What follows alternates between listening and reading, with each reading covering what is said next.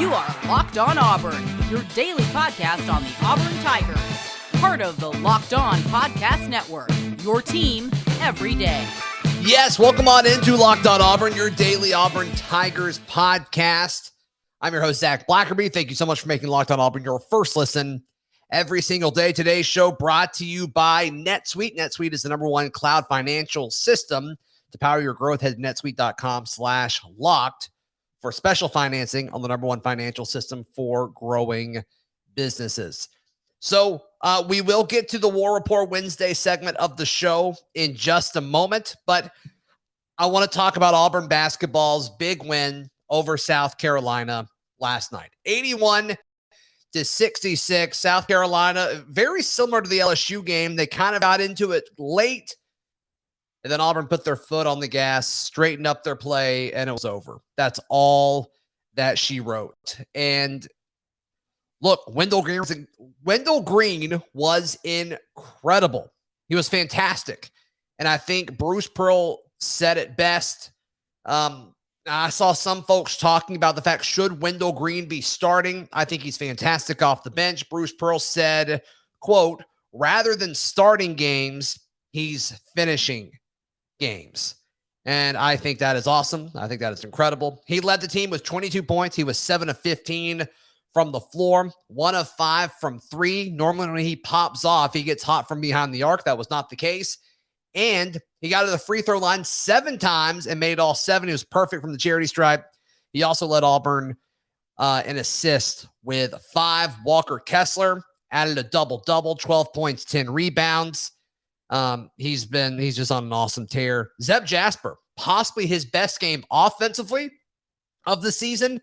13 points, second on the team there. 4 of 5 from the floor. He made both 3-point shots that he attempted and got to the free throw line 4 times, made 3 of those. He also had 3 assists. So very solid game for Zac Blackerby there. But look, this Auburn team just wears you out. I mean, we say this every single time. This basketball team just wears you out over the course of 40 minutes. And look, South Carolina's a deep team. They're just not a really good team. I think they're a fine team. They're just not a really good team. And over the course of it, they just kind of ran out of it. So there you go.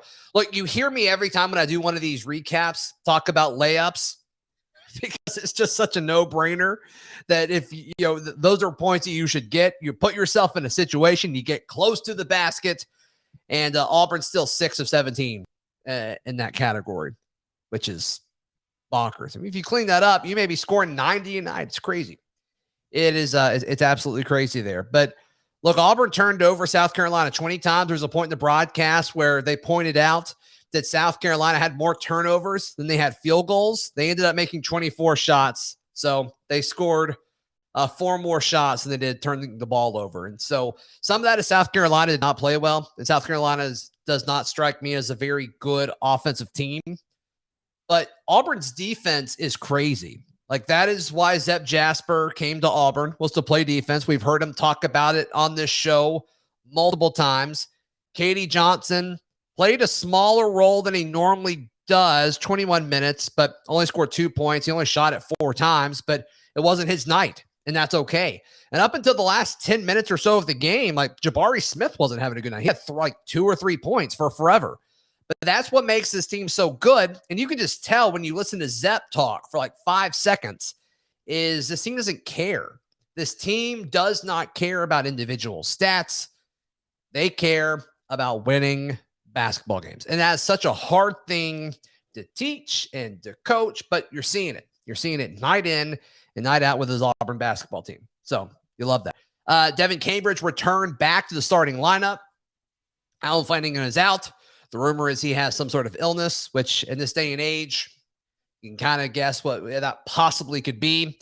If that is true, he probably will not be playing for Florida. So you hate the timing of that. You also hope that he's okay and well and recovers safely. And you hope it's limited to just Allen Flanagan. There's a lot of programs. My role is the Locked On Podcast Network channel manager for the college network. I'm listening to a lot of folks that are having to fill time because they're not having basketball games because they're getting postponed or the games moved around because of all this stuff. So Auburn, knock on wood, has been very fortunate and they've handled it very, very well, which is great. And so hopefully see that moving forward. But yeah, Florida comes into town Saturday. Auburn should not lose a game at home the way that they're playing basketball right now. They just shouldn't. I don't care who all is out. They're in a very good spot. And so Alan Flanagan out. Thankfully, Devin Cambridge was back. He had an illness, and so Alan was able to start against LSU, and he looked great in his return. You hope you don't have to really start over from the knocking the rust off point of view in his return, whether it be against Florida or down the road a little bit farther. But fortunately, Auburn hasn't missed both of them, since Alan Flanagan's return, which is nice. And Devin wasn't great. In fact, he was one of the few play have a negative plus minus in his 25 minutes. He was -1 on the floor, which is not good, but 4 points, 1 of 4 from the floor. I mean, you saw him out there doing his thing. And so I think it's fine. That's the kind of player Devin Cambridge is. He'll pop off and be, one of the best performers on a team, in 2 games from now. That's just who he is. And that's what you get. That's okay. That's fine. But yeah, this team's so fun to watch, guys. This team is so fun to watch. They just kind of do a little bit of everything. And you're starting to see this national buy-in. Jay Billis is writing about Auburn as one of the best teams in all of college basketball. And that's kind of the crazy thing is like you're seeing it everywhere. But I was talking with folks throughout the day today. Is this game, to me, going into it, had trap game written all over it. But this team's so focused, and this team's just so much more, it has just so much more talent than everybody else that they're facing. That may not be a thing with this basketball team. And there's going to be times where they come out cold and nobody, 9 of the 11 guys that play are going to be cold. That's going to happen at some point. But this defense of this team is just going to keep you in it. It's just going to keep you in every single game. And so, I don't know. You got to love it. You absolutely have to love it. So there you go. All right, just a moment. War Report Wednesday comes up. We'll talk transfers and all the crazy stuff happening on the football side of things. But first things first, today's show is brought to you by Built Bar. Built Bar is the protein bar that tastes like a candy bar. Heck, some of the flavors, I'm going to be honest, are better than a candy bar. And you look at the label, it's like the meme that we talked about with Charlie 5 yesterday that we thought was the best one. You got to pick between, is it real chocolate or is it actually good for you? It's both. It's both. And that's what's so beautiful about it. So most of the bars have 130 calories, 4 grams of sugar, 4 net carbs, and then 17 grams of protein. If you compare that to a candy bar, it's way, way more. And they've got a ton of sugar and not near as much protein. So check it out. Built.com. Use promo code LOCKED15 to get 15% off your order. That's LOCKED15 for 15% off at Built.com. Also, look, I want you guys to make some money just driving around, doing things that you normally do.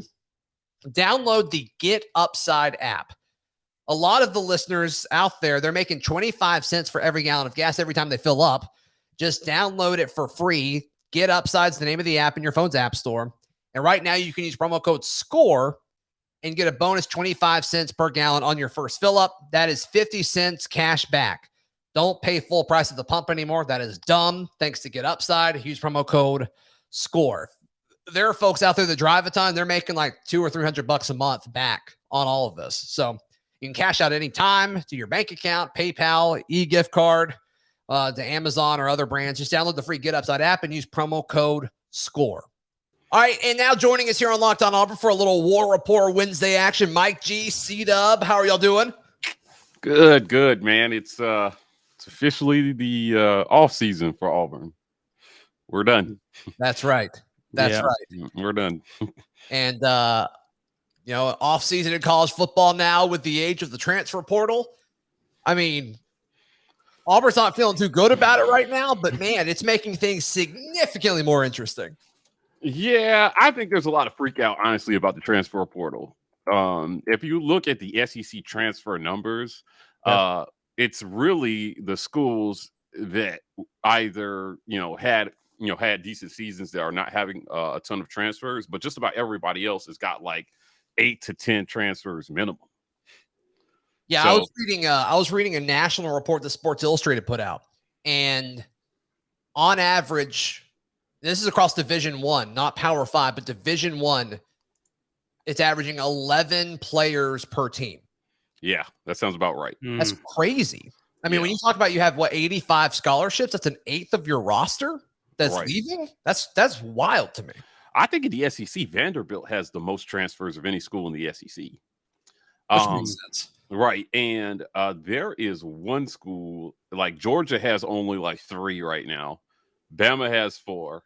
And I think there's one SEC school that doesn't have a single portal transfer so far. Don't ask me who they are because I don't know who they are. But I went down the list. But who's leaving matters, right? I mean, if you're a backup or a third string guy and you don't see a clear path to playing time in your next 2 seasons, you should leave. I think it's in best interest for you to leave. Right. But it's when you lose starters, that's the issue. And Auburn's going to lose some dudes, and going into this, obviously Bo Nix was a big deal because you're losing your quarterback, but it allows you to have a fresh start. So there's a positive spin on that. But the whole, Ladarius Tennison's another guy. It was like, okay, Auburn loses him. It's like he had a chance to be a legit starter. He definitely would have played, I believe, in 2022. So it's like, okay, so that one hurts. But the Kobe thing, and I had people all day yesterday tell me I was overreacting, guys. And I may be. And you guys certainly can tell me that, and I could take it. I'm a big boy. But losing your number 1 receiver, I don't care how inconsistent he was, that is a problem. That is a big deal. And it sounds like he was pushed out. It sounds like he was dismissed from the program. And so that's definitely part of it. And it stinks. But it doesn't matter why he's leaving. It's not good for the program that he is no longer a part of it. Yeah, well, also too, I mentioned earlier that the defense has been ahead of our offense for quite some time.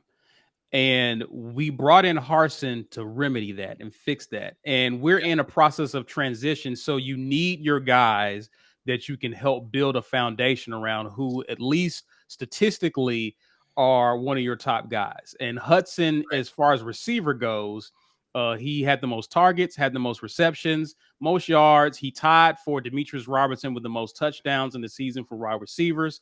So he's clearly a guy that you expect to be back at a position where you need more production. He's part of a piece of a puzzle that we're trying to solve with our passing offense. And so if we're to improve, you want the guys back who at least showed up for you more times often than not. So it's a big deal. It's a big deal. I hate it for the kid. I hate it for us, obviously. It's just an unfortunate situation all around. Sure. Yeah, I'm of the think it's not a big deal. It's not a big deal. Right. It's not on a t-shirt. Right. It's not a big deal. Right. So anybody telling you it's not a big deal, that's wrong. That's off base. Right. Is it the biggest deal ever, though? I'm not so sure. And I'll tell you, it's never a good thing when you lose the type of experience that's walking out the door with him. However, the guy that we started quarterback in 2022 may have never thrown a pass to Kobe in game. So if it's not TJ, then yeah, that's the case. Right. Sure. So, I'm not sure how much, and that guy only had 3 games worth of experience with him. Now, he was productive by Auburn standards, but, we have an overall culture at wide receiver that we need to change. Totally. Anyway. Totally. So if he wasn't in line with what they're trying to do, then I wish him well. I hope he's successful wherever he goes. Now, this coach has said repeatedly, I said it on our show, he's doing things a certain way, and guys are either going to do it his way or they're going to hit the road. Right. Now, I'm not professing to know what exactly happened in this situation, but based on this young man's own words that he wrote, he's from the North, I'm from the South. He don't know me, I'm out. That rhymes, probably unintentional, but something to that effect. Okay. And we heard kind of the same thing with Elijah Canyon. He's not trying to get to know me. This wasn't something public. This was something that was told to us, right? Like, he's not trying to get to know me. He doesn't really know me, right? And Harsin doesn't care about that. He wants guys who are going to come in, play football, put all the other bull to the side, right, and just do what's being asked of you. So this is this feels like part of the culture change, Zach, that he's looking for. Yeah, and he's going to bring in a certain type of guy. Now, I think that he learned in year one, if you're not going to play your best players at every position, on principle, it's still going to be difficult to win games. They did not outcoach many other teams this year. So if you're not going to play your best guys, you got to outcoach the next guy. And, in going into 2022, you can't do what you did in 2021. It's got to be better. Even if it's only 2 games better, it's got to be better. So without Kobe Hudson, it looks harder right now until we see how they plan to replace that production this offseason. Right. So you're seeing guys tweet out that they're getting offered from Auburn now. A lot of offensive linemen, which encouraging. Yes. Right. It's like they're getting, they're in everybody's top 5, but they haven't really landed a dude yet. But you got to hope that changes soon. It sounds like they're going to get the defensive back, the corner from Oregon. He's going to be visiting this weekend. I'm sure that there will be a decision made this weekend or shortly thereafter, which is encouraging. Yay, more defensive players. Yeah, right. And that was kind of, I will eat some crow though, because a year ago when the portal was happening, I was shocked how many defenders were coming in and no offensive players. I thought Auburn was going to go out and get a bunch of new offensive linemen, some new receivers, and they got, the only offensive players they got were one receiver, Demetrius Robertson, and a backup quarterback. Those were the offensive guys. And so the defense down the stretch, by the time those guys finally got into the system and got used to everything, I think all of that actually really made a whole lot of sense because you had a lot of depth. And now with Owen coming back and these defensive linemen coming back, there's not a whole lot of holes on the defense. I'd like another DB or two, but I really want guys in the middle of the field. And the guy they're bringing in is an outside corner. So that's a little interesting, but I think they're set at corner moving forward, which is good. But you got to think they're going to do what they did to the defensive side of the ball last year. They're going to do to the offensive side of the ball this year, because they really set themselves up for multiple seasons now with guys like Marcus Harris, who can play multiple seasons, guys like Ro Torrance, who's going to play multiple seasons, Eku Leota is another one. So can they go out and get a center that has multiple years of eligibility, or maybe another tight end, or maybe a receiver that can play 3 seasons?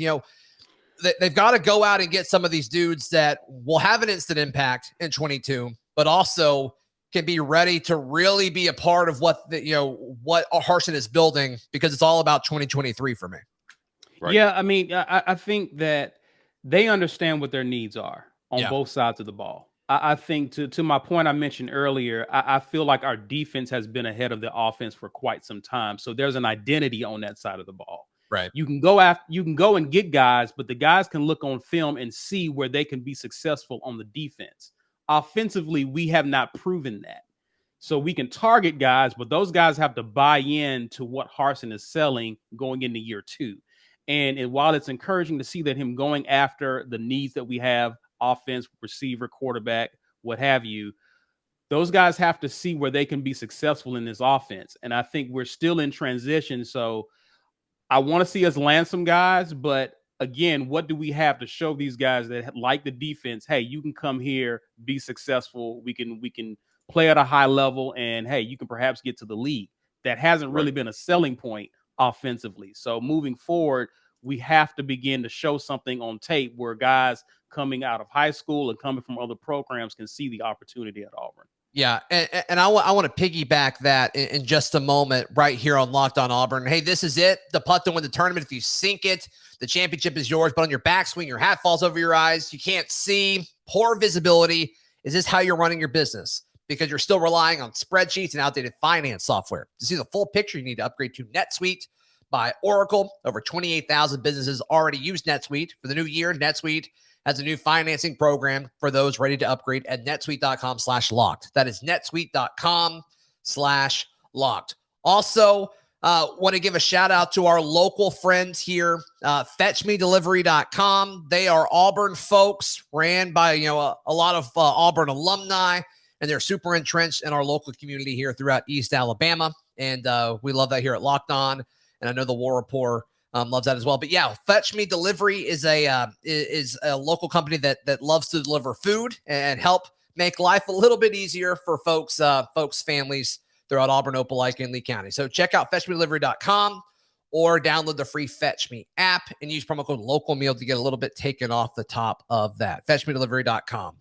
Guys, real quick before we jump into, I want to talk about the quarterback situation in the transfer portal and Auburn really selling that. But first, what all is going on at the War Rapport these days, and how can folks get involved? Just go check us out over on YouTube. We just dropped the Birmingham Bowl film review for our insiders. I watched some of it this morning. It was great. Yeah, it was it's always harder when we lose to go through those things. But yeah, y'all weren't too excited at the beginning of it. Yeah, we may have been lacking enthusiasm. However, we got through it. We're going to be doing some more film review stuff this off season, just kind of breaking down what happened this season. So more player highlights. So instead of games, we'll be focusing on players and position groups. You don't want to miss that. Become an insider to get access. Absolutely. It is absolutely worth every single penny. All right. So I talked about this yesterday on the show, guys. The whole, there's so much drama, and, every time a starting quarterback enters the portal, Auburn fans are all over him. They want him, unless it's Zach Calzada. They want everybody. And so, which I'm fine. If you don't want the Calzone, I'm okay with it. But, what do you think the sales pitch is for a starting quarterback if you're Bryan Harsin or Austin Davis? You're likely going to win. It's pretty simple. They're getting that from everybody that's calling them. Right? We clearly have an open competition. Let me put it that way. Right. There's an open competition here. It's not both. It is clearly. The guy who started most of the season left, and the guy who is technically the incumbent doesn't have that many games under his belt. So similar to when TJ came in. Right. The guy who, if they bring somebody in, this guy has not seen anything on tape that's going to dissuade him from coming here to compete. Right. That's why TJ came in as well. Confirmed. Like what he saw on tape was not anything he felt like he couldn't beat out. So you're not going to go anywhere with an entrenched starter. It's the same reason Bo chose Oregon. right. There's the guy leaving, and there's nothing there that he can't beat out. That's the situation here. That's what you're selling. Yeah. But everyone's selling that. Every call that any of these quarterbacks receive from a coach, they're pitching that exact same thing. So why is Auburn different? We're the SEC. We're better than you. That's one reason. And again, we just lost our 3-year starter. Yeah, that's true. There is an opportunity there. You can say the same thing, but when I look at our roster, and then when I look at what I see on film, that stands out among some programs that may have more stability offensively and may have got more guys that you have to be more worried about from a competitive standpoint. Even though we're saying the same things, we almost check all of the boxes for a guy looking for opportunity. Sure. Yeah. For sure. Yeah, it's a chance to play at a premier program in the Premier League in college football. So unless we're talking about other SEC programs, we always have a pitch that other schools don't have. Right. Right. Come to the SEC. Our league puts more players in the NFL than any other league. You now have Russell Wilson's QB coach, for guys who may be dual threats. I can't wait to see how much that matters. I think it's going to, but I can't wait to see it in action. You know what I mean? Yeah, listen, that's a guy that's not that removed from playing in the NFL. He played in the NFL in 2018. Right. Like 4 years ago. He was in the NFL in 2018. It was Russell's backup. Yeah. So, I think it will mean something to these kids because, they're old enough to remember him. Yeah. Playing in the league. Right. Yeah, and Harsin seems like the kind of dude that's going to want a quarterback in every class. So I can't wait to see what that looks like, who's going to be holding Aaron's backup or, whatever it may be down the road. So that'll be fun to see recruits come in and, their post visit interviews, their comments about Austin Davis. I look forward to seeing all that actually transpire, because we can say it all we want, but until somebody commits because of Austin Davis, that's what I'm looking forward to seeing, and what kind of player is going to be attracted to that. But yeah, I think that's a good point. I think that's definitely a good point. I think some people will care about that more than others. Auburn just has to find those dudes, and hopefully, from a character standpoint, they fit into what Bryan Harsin wants. So, yeah. Do you guys think that the wide receiver position or the offensive line position, assuming they don't get just a total makeover in the transfer portal, and I think we will see transfer receivers and transfer linemen before spring practice. I think you have to some extent. But do you think from a coaching standpoint and a development standpoint, there's a chance you could see a big jump for the current receivers on the roster taking a big step forward this offseason, or the offensive line without transfers? I mean, listen, I did not expect to see Shed as often as I did last year. And while there was weeping and gnashing of teeth early on in the season, the coaching staff figured out how to utilize him as a possession guy who was a second or third option on your route tree.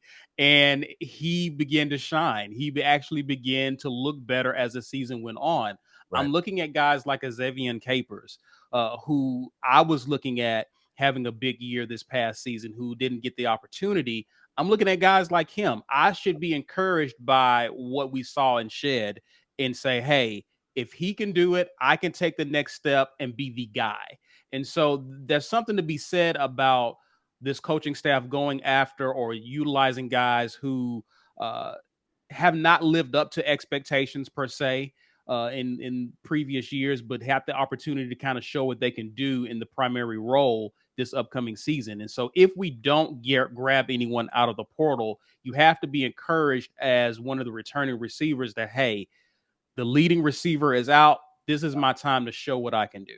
Yeah, right. And I'm glad you bring up Shed, because early in the season, and it seems like we saw him way more in the beginning of the season than towards the end, but he looked so much more comfortable as far as he ran a lot smoother. He moved a lot easier, because prior to that, he seemed like a little stiff, but he moved a lot better. I don't know how much of that is comfort, how much of that is him just becoming a better athlete. I don't fully know what all went into that. Now, obviously, his hands weren't super consistent, and I think from an athletic standpoint, as far as if you put a guy on him and push him at the line of scrimmage, he couldn't really get separation. But he moved significantly better in this scheme than he did under the previous regime. So yeah. C-Dub, I think that's a good point. I think that's definitely a good point. Mike G, did I cut you off? No. I mean, listen, I think there is a chance that you could see a big jump at wide receiver as well. Now these guys are in their second offseason with Bryan Harsin, right? So the expectation of how things should be done is starting to settle in. And, just like every other position, once to build a pipeline, you need guys who stay in the system. Right. And these first 2 years are about establishing the beginning of that pipeline. So can we see a big jump at offensive line? Maybe if guys utilize their COVID year and come back.